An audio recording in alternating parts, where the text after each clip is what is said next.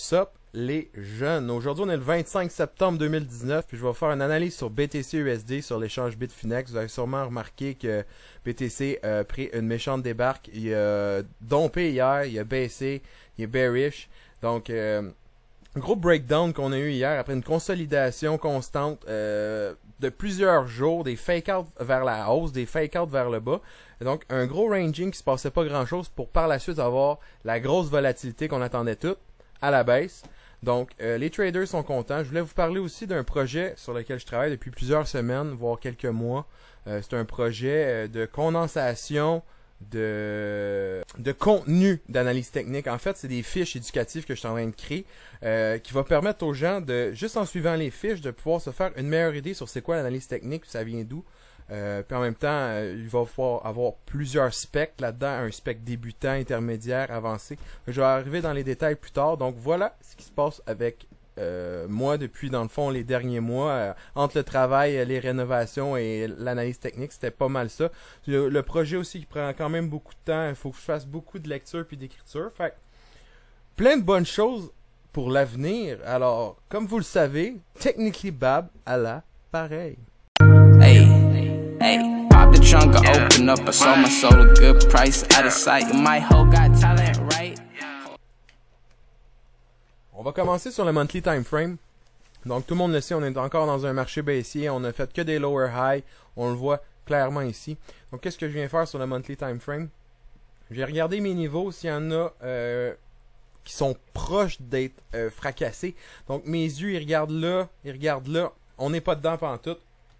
On n'est pas près d'une extrémité ou d'un niveau qui a été sensible au niveau du monthly time frame. Fait qu'est-ce qu'on pourrait faire? C'est utiliser le fib puis venir le placer sur le swing low puis le swing high qu'on a ici. Pour venir aller chercher un OTE. Si vous avez regardé le vidéo que j'ai faite là-dessus, vous allez comprendre, vous comprenez déjà exactement de quoi je parle. C'est l'optimal trend entries, la place où ce qu'on devrait théoriquement avoir un revirement de marché. Évidemment, ça c'est dans la théorie dans laquelle le prix viendrait faire une consolidation vers cette zone-là pour par la suite venir à la hausse. Ça, c'est cette théorie-là, la théorie bullish si on veut. Donc, en ayant mon OTE juste ici, après ça, on va descendre sur le daily time frame pour aller chercher plus de détails. Puis là, on remarque clairement que c'est très, très, très semblable à ce qu'on avait quand on était à 6000 $ en 2018, le floor de 6000 $, où on n'arrêtait pas de hit le 6000. 6000, c'était un support incroyable. Tout le monde pensait que ça allait garder le support pour venir faire le reversal, ce qui n'est pas arrivé. On a complètement détruit. Je trouve que cette structure-là ressemble assez bien à la structure qu'on a ici. Étant une structure de support quand même à long terme, évidemment. Ici, on a de février à novembre. Puis ici, on a de juillet à septembre. Fait que le nombre de temps n'est pas le même. La force de ce niveau-là n'est pas la même non plus. Donc, mais le résultat est assez semblable. Qu'est-ce qu'on a vu à ce niveau-là? Donc, un breakdown, un retest vraiment weak, puis le breakdown par la suite, further breakdown. Donc, théoriquement, si on suit une logique très très simple de support devient résistance, puis résistance devient support, théoriquement, on aurait un range plus ou moins bullish qui se formerait, avec un spike qui viendrait toucher au support devenu résistance, pour après ça venir faire un breakdown vers le OTE. Théoriquement, selon le chart, ça serait ça qui serait viable. Ça, c'est pour le plus ou moins court terme. Je te parle d'heures plus que de jours ici. Donc, une consolidation ranging, un spike up pour venir, premièrement, sortir les shorts qui sont rentrés là-dedans, dans le shopping center.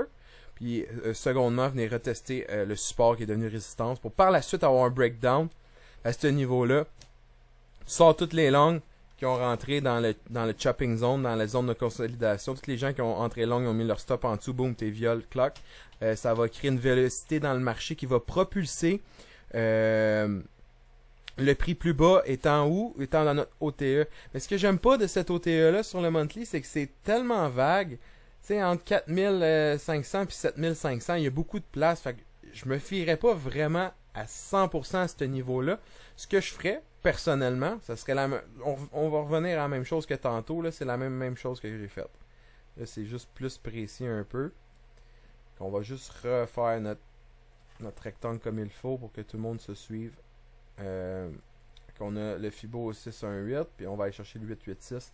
Vu que c'est large comme ça, j'aurais plus tendance à utiliser les Fibo de 786 puis 886. Ce qui augmente tes probabilités dans le trade parce que tu veux toujours avoir ton entrée le plus proche de ton invalidation possible.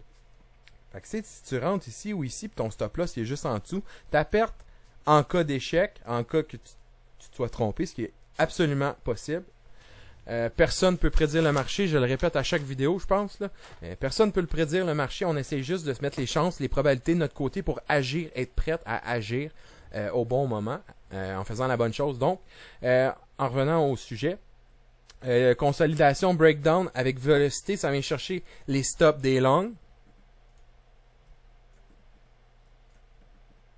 À ce niveau-là. Les longs, ici il y a un chopping center qui se passe, là, il y a du price action qui se donne. Il y a plusieurs longs qui se disent ok c'est le bottom, on s'en va à la hausse, fait qu'ils mettent leur stop loss en dessous, ici, peu importe. Là, au niveau, quand le marché décide de planter, ça vient chercher tous ces stop sell order là qui se transforment en vélocité vers justement nos OTE. Fait que très simplement, tu peux mettre des ordres d'entrée dans ce coin-ci avec ton stop loss en dessous du cluster ici, ou garder ton stop un petit peu plus tight. C'est vraiment là à la discrétion du trader.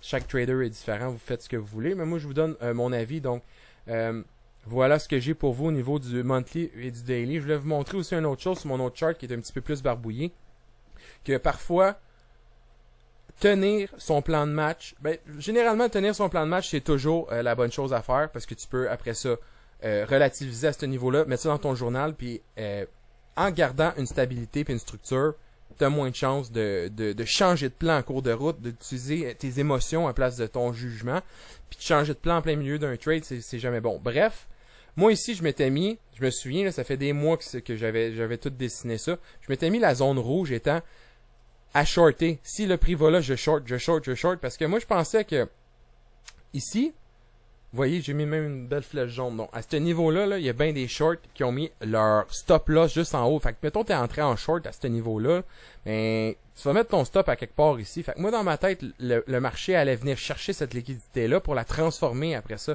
Fait que d'après moi, dans le temps, je pensais que le prix aurait spike up. Voilà pourquoi j'avais mon carré là.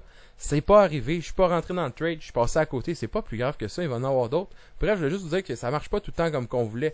Mon analyse était bonne, je savais que le marché allait descendre, mais j'ai pas rentré dans le trade parce que mes entries étaient pas optimales à mon goût. Moi, je voulais que ça brise ça, puis que ça aille chercher la liquidité des shorts qui étaient là. C'est pas arrivé, mais bref, suivez votre plan, mais gardez tout le temps un journal ou des images ou quelque chose pour pouvoir revenir après. Parce que là, moi, en regardant ça, je peux me dire, OK, que si je vois vraiment un essoufflement de marché comme ça, là, ici, là, ce candlestick-là, là, quand, théoriquement, j'aurais dû voir qu'il y avait un essoufflement ici, là, puis que le move que j'attendais ici, ben dans le fond, il s'est produit là. Il est venu chercher la liquidité, bullish, regardez un higher high ici, whoop, lower high, higher high. Là, tu es supposé d'être dans une forme de bullishness là-dedans. Là. Puis là, out of nowhere, de n'importe quel côté, il y a la dompe qui est arrivée. Fait que ça, c'était un essoufflement. J'aurais dû le voir, j'aurais dû rentrer sur le break, garder ça, puis regarder là où ce qu'on serait rendu. Bref, gardez un journal, gardez des photos pour vous donner une idée, pour pouvoir revenir sur vos trades. C'est tout le temps bien utile. Fait que moi, je regardais ça, puis ça me prépare à éventuellement, si je vois une situation qui arrive, quelque chose de similaire, ben je vais être prête.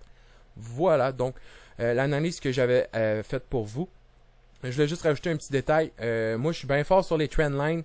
Puis si on remarque cette trendline-là, si vous me suivez dans le Discord avec les boys, ben ça fait des semaines là, qui étaient marked out. Là. J'en ai plein. Regardez, je vais vous les montrer. J'ai fait, dans le fond, c'est quoi là, mes trendlines? C'est juste des trendlines basées sur le daily time frame avec le plus de données possible. J'essaie d'aller chercher le plus.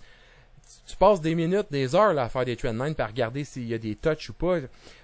Faut que ça touche en support et en résistance si tu veux qu'elle soit le plus valide. Fait que si on regarde, mettons, là, on a ça, bang, on a support, support, boom. Ici en dessous, résistance. On vient par-dessus, support, support. Là, on l'a perdu de vue pendant un moment. Oups, on est revenu à ce niveau-là. Boom, support, support, support, support. Là, on vient de la perdre. On l'a remonté, on l'a regagné en support. Fait que moi, je considère que c'était une trendline valide. Puis j'ai prolonge. Si t'en vas plus loin, t'es prolonge le plus loin possible. Comme ça, tu peux les garder longtemps sur ton chart. Mais le prix a été exactement s'asseoir sur le trendline. Fait qu'en ayant une coupe de trendline de long terme, ça peut te renforcer ton bias sur le marché. Ces temps-ci, je suis vraiment pas attentif à 100% au marché.